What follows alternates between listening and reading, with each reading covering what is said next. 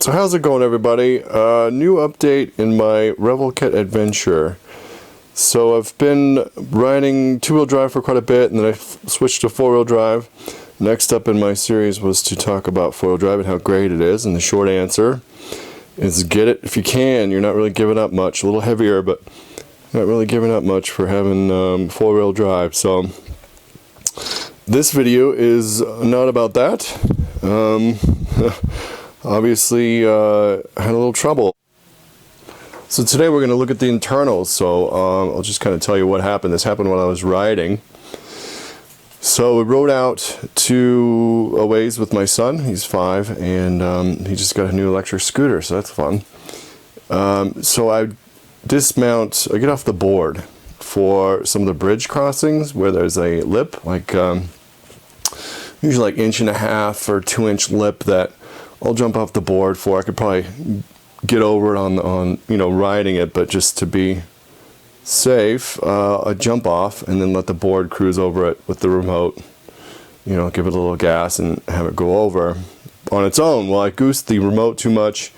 This is the front end. It popped up probably 18 inches in the air, the front end. So did a big wheelie, slammed down, and the clamshell here, the half of the clamshell that's screwed down, that came apart, but it didn't come apart right away.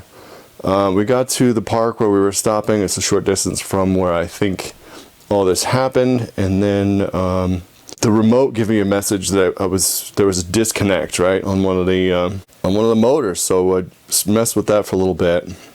Finally, just put it into two-wheel drive. It was getting late. The sun was going down. It's getting cold. So almost had to call the wife to come pick us up. So pretty harrowing stuff. So yeah, we went two-wheel drive, got halfway home, and then this had just came apart like that, and they were just dragging as I went along. So quickly realized that the clamshell broke, and that's what we're dealing with. So heads up on that, pretty much. I put the clamshell piece, or the half of the shell that fell off, and the battery back into the backpack, and was able to make it home.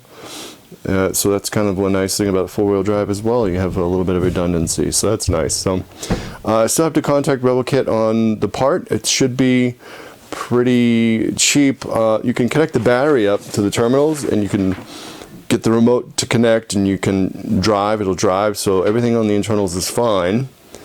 So it's just a matter of getting that hardware. But that's definitely a heads up on no slamming it down with wheelies inadvertently or not with this kind of heavy business. So there's an update on that.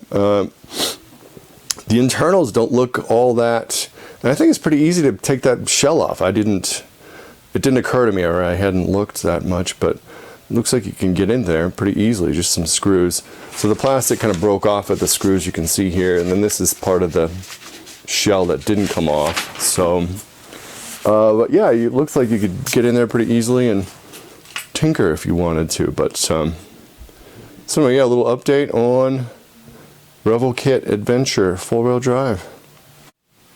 Thanks for watching. We'll catch you on the next one.